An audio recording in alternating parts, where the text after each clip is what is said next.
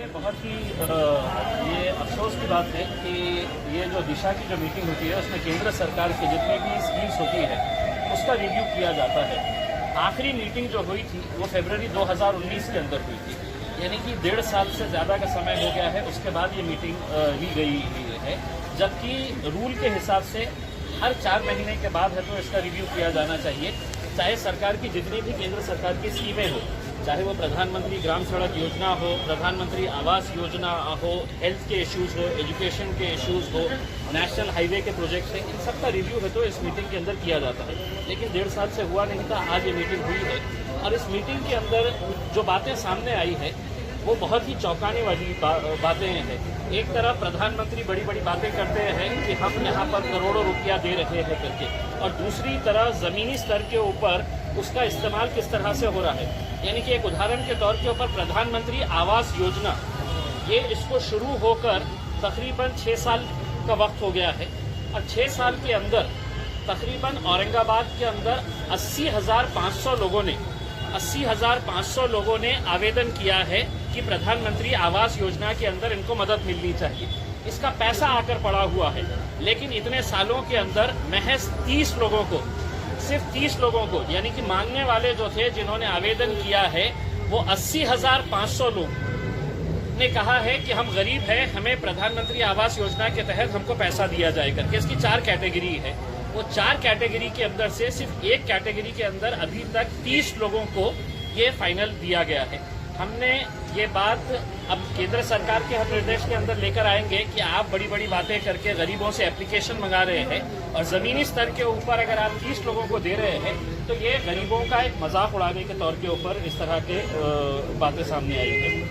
दूसरी ये है कि जो प्रधानमंत्री ग्राम सड़क योजना हो, नेशनल हाईवे हो या मुख्यमंत्री ग्राम सड़क योजना हो, ये रोड के ऊपर करोड़ों रुपए खर्च किए जा रहे हैं, लेकिन वो रोड की क्वालिटी का स्तर अगर हम देखेंगे तो बहुत ही खराब है।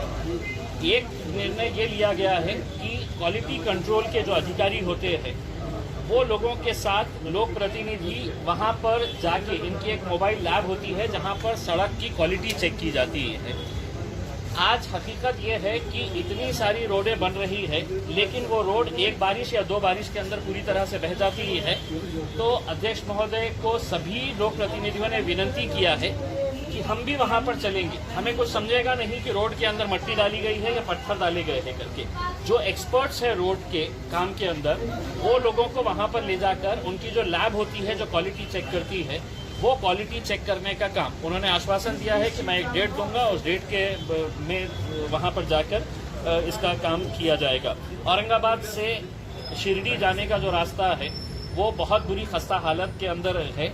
वहां पे 14 किलोमीटर का टेंडर हो चुका है तकरीबन 2 महीने, लेकिन वो काम शुरू नहीं हुआ है।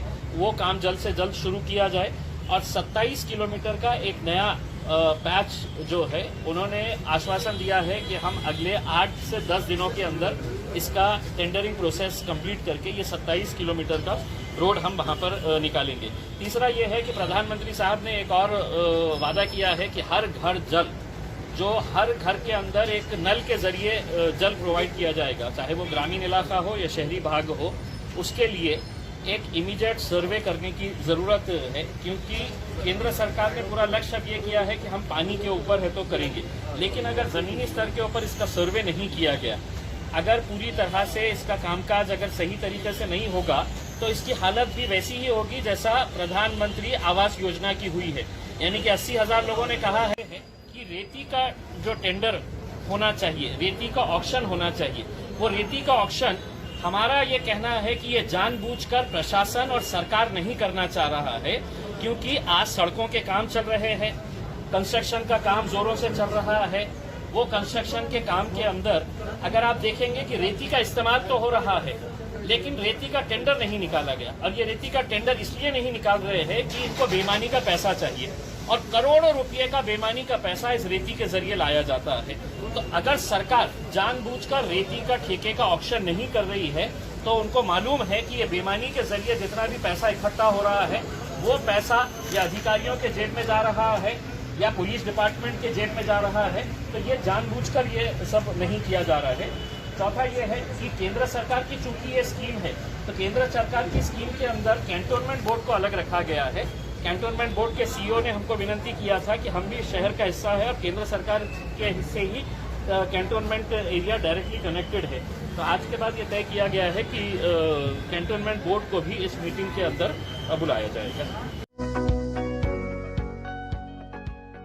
Please like and subscribe my YouTube channel.